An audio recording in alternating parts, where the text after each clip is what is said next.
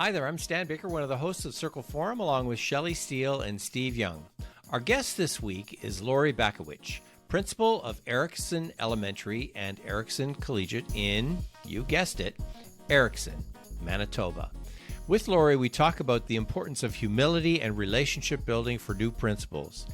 Using her experience as an example, she also stresses the importance of having clear goals and a shared understanding of the school's vision.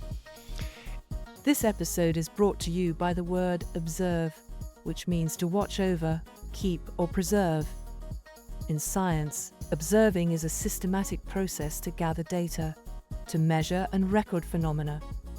Observe it's a good starting point for a new principal or vice principal. At the end of this episode, be sure to visit our website, www.restorative.ca, where you can find some really good ideas about leadership in schools from a restorative and relational perspective. If you enjoy this episode, be sure to subscribe on Spotify or YouTube. And now let's head over to this conversation with Shelley, Steve, and me, Stan.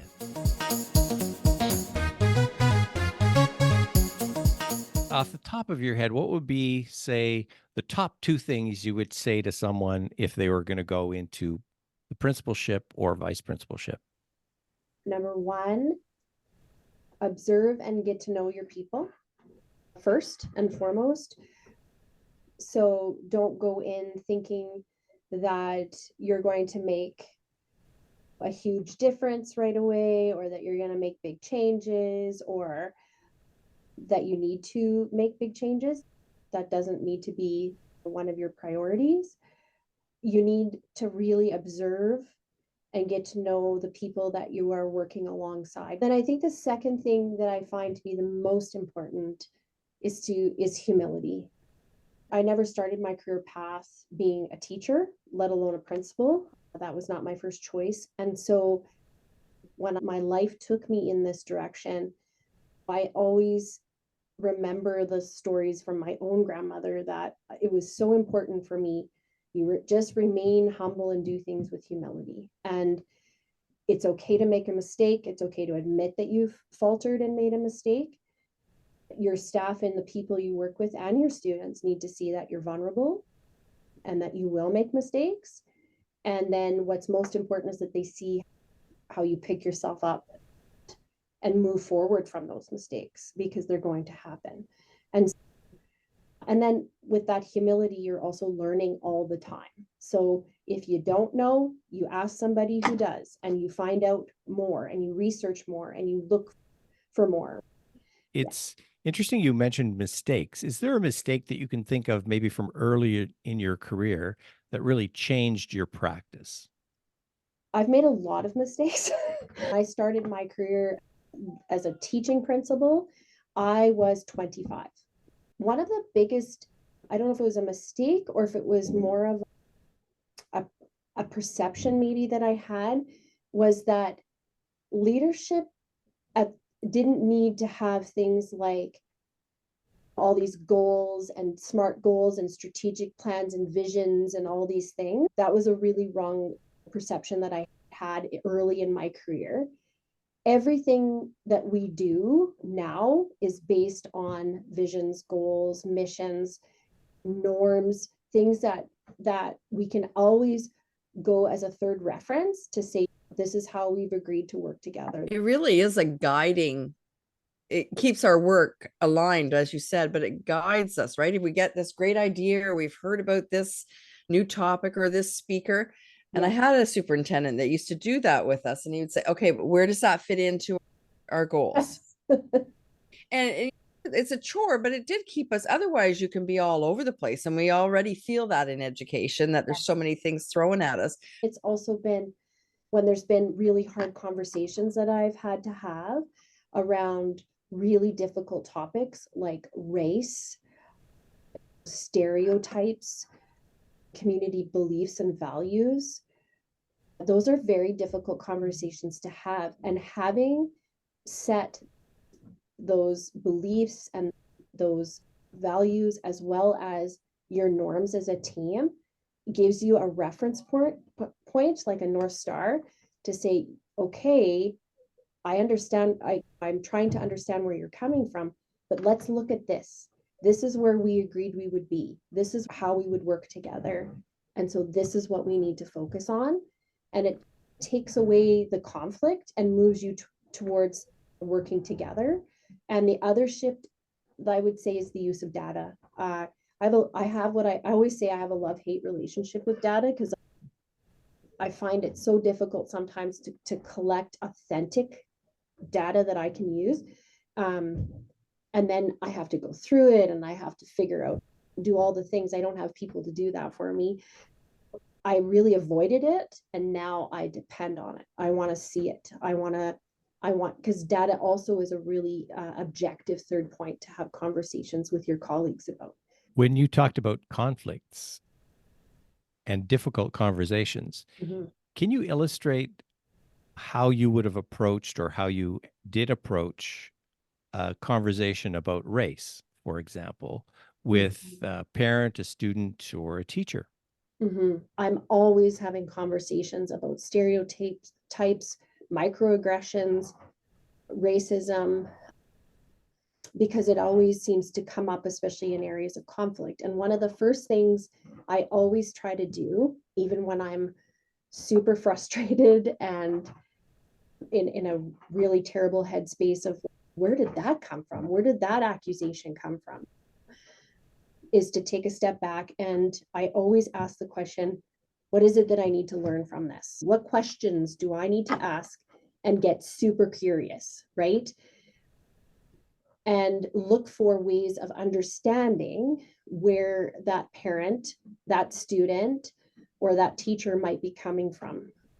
And so I sit down with them, and I always give time and space, because I recognize that's important. And I always look for a space that's going to be comfortable for that other person.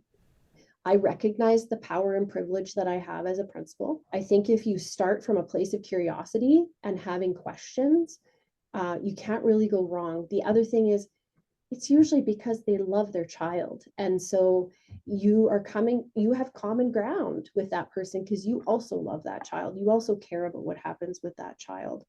It's what I call giving the other person the home field advantage, Yeah. right? Go to their home field. And then the second thing that I just absolutely love is that you start it with questions. Like, you've got that attitude of curiosity, and you're asking questions, and you're listening first, because often we jump to conclusions based on the information that we have, and it may not be all the information that we need, right? What happens with parents, especially, is they'll send an email, or they leave a message on your answering machine, or they send you a message through whatever avenue that they communicate with you. And you can read so much into the text that you don't have a clue. I did it today. I'll be really honest. And I got a very long email on the weekend about a student from their parent. I got my back up. I got defensive to myself, not to the parent. But I actually emailed her, and I said, thank you for your email. I appreciate your feedback. I'm going to need a couple days to process and unpack some of the stuff you've shared with me. Would you be okay if I called you in 2 days? Because I knew that I needed the time to gather my information. What questions did I have? I think as principals, we want to fix it right away, and we can't. There's sometimes you can't fix it. You need to take the time and space in order to allow yourself time to process, and then go into it with a really positive kind of intent. We were just talking about this earlier today. The example I gave was early on. I had a vice principal. She was new to the role, and a parent had called and left a message demanding this. I want a phone call back today, and I want it now. And so the vice principal said, I don't know if I want to call her. She's angry. I said, we're not going to call her today anyways. We're going to call her tomorrow. It's 4:00. I don't want to get on the phone with her anyway, but we'll call her tomorrow morning. I said, the reason being is, we don't know what she's really angry about. We've got this short little message. And to your point, Laurie, we got to gather a little information. But secondly, that person's angry right now. They just left this message 10 minutes ago, 15 minutes ago. They're angry. I don't want to talk to an angry person. We're not going to get anywhere. Tomorrow morning, they're less likely to be angry and maybe have had a night to reflect on it. The one thing I always said to teachers is, don't respond to an email angry. Don't respond to an email with a long explanation, because that email is going to get sent to 12 of their friends and then away it goes out in the world. But respond to the email with, thanks very much. When can we meet? Mhm. And that's about it. And then bring them in to a face-to-face meeting. The other thing I heard in Laurie's explanation around the time lapse was her taking time to reflect on where she was at right now. Yeah.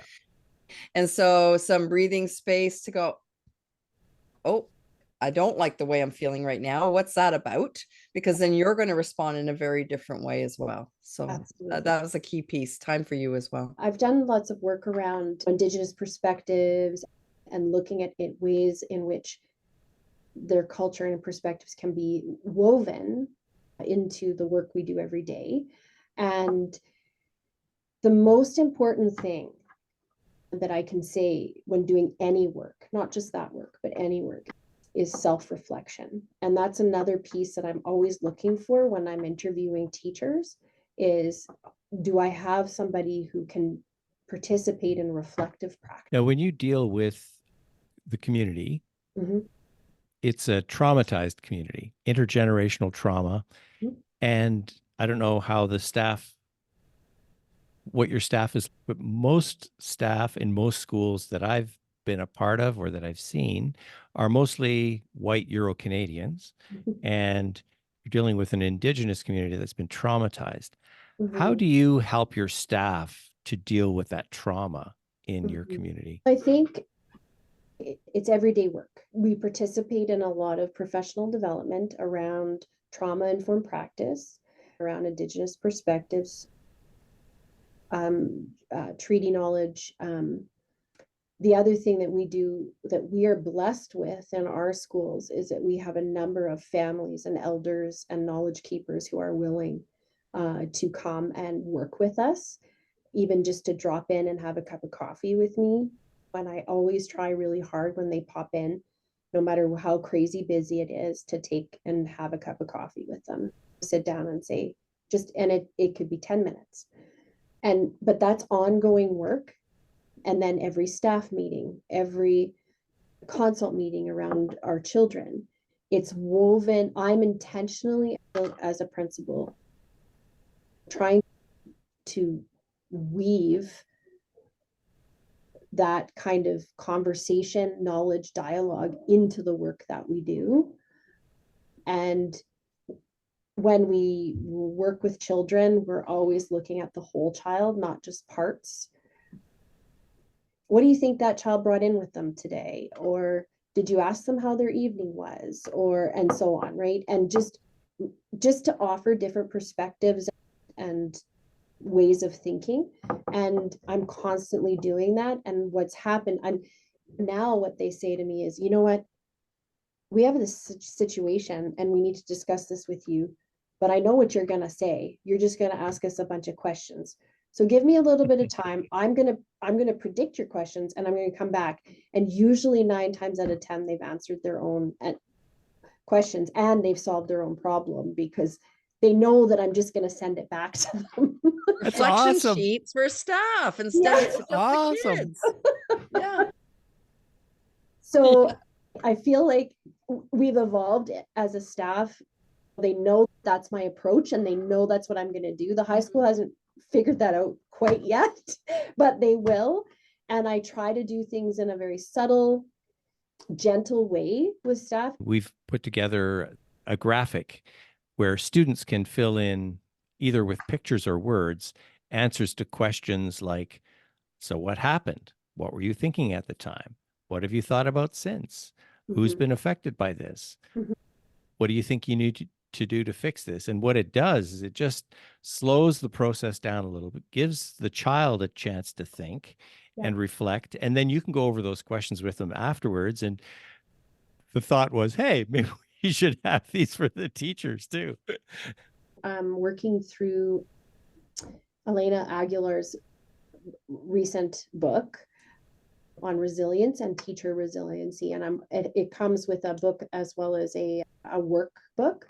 And so every staff meeting, I'm taking pieces out of that, and it's very self-reflective. And it allows us to take some time to quiet together collaboratively and just do some self-reflection and then have some quick dialogue after about certain things, right? And right now we're working on glimmers, right? What I want you, everybody, to, for a week, just track something, 3 things that were positive for you in your day. Doesn't have to be job related. So I approach everything daily and with intention. When we talked before, we talked about a philosophical approach to moral conflicts. There's a policy that says things have to go this way. And you, from your experience and knowing a child or a family or a situation, feel that may not be in the best interest of the individual or the child. How do you balance those two out, or how do you work through that type of a scenario? I think it's the hardest part of the job, to be quite honest, because I work in the communities that I work in, where we do see such drastic socioeconomic differences between families and communities. And we also have that trauma base for many of our families. I just see things through a different lens, and that can become very tricky when there's a new policy, either through government or your divisions put it through. My first thing that I always do is look at it and reflect on how it's triggering me personally. So I do the self-reflection piece. The second thing that I often will do would be, okay, how can I work with this? What parts of this work and what parts are not working? If it's not too drastic of a change or shift, I can usually bend the way I do things to fit within that policy or practice. If it's quite different, I will approach and have a conversation with senior admin or with somebody else that might be facing the same, another administrator might be facing the same conflict. And we try to come up with a creative plan to still meet the needs of that policy or that policy. It's usually policy, right? For example, we have a new system in our school division where parents can pay by credit card. And it's encouraged that parents pay with credit cards because it is easier down the road for our budget and financial system. The issue is that a lot of our families do not have credit cards. They still pay with cash or a check. I have to figure out a way to balance both of those things. And that led to me having a conversation, right, with senior men to say, in our community, I will try my best. I will offer it, and parents can sign up, and they can, if they so choose, and they have the ability to do so. But we're going to have to be flexible in knowing that not all of our parents can, they won't be able to. And so there needs to be some flexibility on the other side to understand that we're not always going to follow it. I don't know if I should share the stories of when I just totally ignored a policy because I knew it wasn't right for kids. But go for it. Keep in mind, my journey started back in Ontario in the late 90s, early 2000s, when we still had this quote zero tolerance. And a kid brings a knife to school, that's 20 days. And there's no questions asked. You're gone for 20 days. Well, then I got a kid in grade 1 who brought a little wee pocket knife that his grandfather gave him for his birthday, and he wanted to show all his friends. I'm not giving him 20 days. I'm sorry. So we called the parents. We worked it all out, and they took the knife away, and that was the end of it, and back to class. Even later on, when I had a student who should have been suspended, and I know if I'd have called my superintendent, she would have advocated for a suspension. And I didn't think it was right for this child for so many reasons why this child needed to be at school, because attendance was an issue anyways. Now we're going to give her 5 more days home? I don't think so. So we worked out an in-school process. She was in my office for 5 days, but I refused to give her a 5-day suspension. And those are very courageous things, because I knew eventually I would have to have the conversation with the superintendent and say, here's what happens, and here's what I did, and here's why I did it. Or what do you look for in a staff member, a teacher, that makes you think this person might be a good administrator? What is it about them? I've also tapped some shoulders to say, I think you'd be really great. I think you should start considering taking your master's or going into a leadership program. And all of them hold, I think it goes back to my answer to your very first question. They all hold the ability to take risk, to be courageous, to reflect, and to be able to be humble in their practice. And if they all have those abilities, and I look at them and I see them, and the ability to see things from multiple lenses and perspectives, then I feel, you know what, you need to consider this as a route for yourself if you're interested. Thinking about the principalship, stars and wishes, two things that you like, stars, about the principalship, and two wishes, two things that you would wish for in being a principal. My first star would be, honestly, would be the kids. I'm not talking just the kids that come in every day and smile at me and hug me. I'm talking about the ones that have told me to, when not so many words, get out of their lives and so on, or the ones that have really tough lives and have addiction issues, or those are the ones that when I have a breakthrough with them, or when I'm able to find some creative way to find my way in, that's a huge star for me. The other star that I have is watching my colleagues grow alongside me. And I've had the pleasure of hiring many new young teachers that are just starting out in their career. And I try so hard to give them a good start so that they know they can do it and they can keep the journey going. And it's a huge star for me. My two wishes, I think one of them, I think every principal feels it. I wish the outside world, meaning those that are not in education, could see how hard educators work.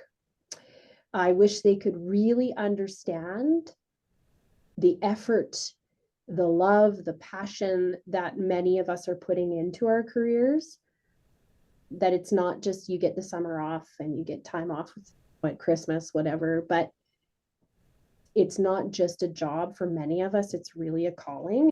And I wish that there was more understanding of that. Sometimes I feel this might be a big one, and I'll just speak honestly, is that I feel like sometimes our system is broken.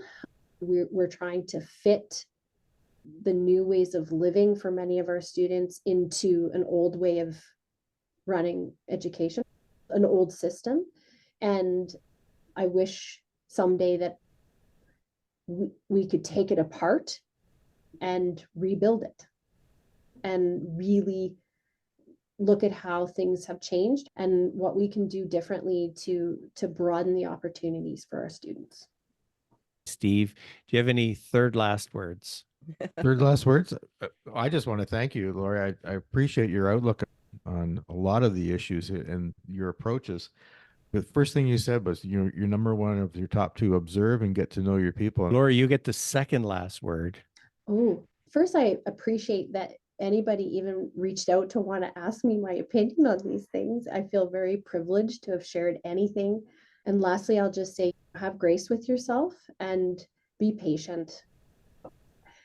Change and growth takes a lot of time, a lot of effort. And the last word to Shelley.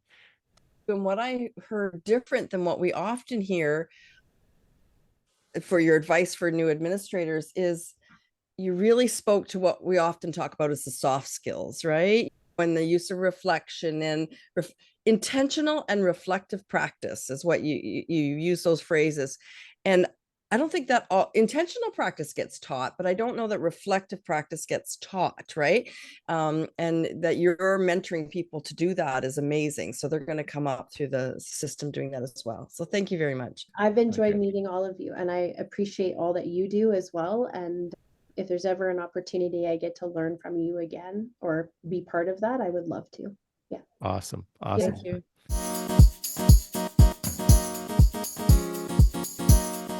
Difficult conversations and conflict conversations. Every principal has to have them, and many avoid them. And it's important to start any of these conversations from a position of self-reflection and curiosity. Traumatized communities in particular need understanding and an intention to invite participants into school conversations and into day-to-day school practices. Find out more about our work with restorative practices and relational ways to promote student learning at www.restorative.ca. Email me, stan@restorative.ca. New principals benefit from being reflective and humble, and Laurie gave us a lot to reflect on in this episode.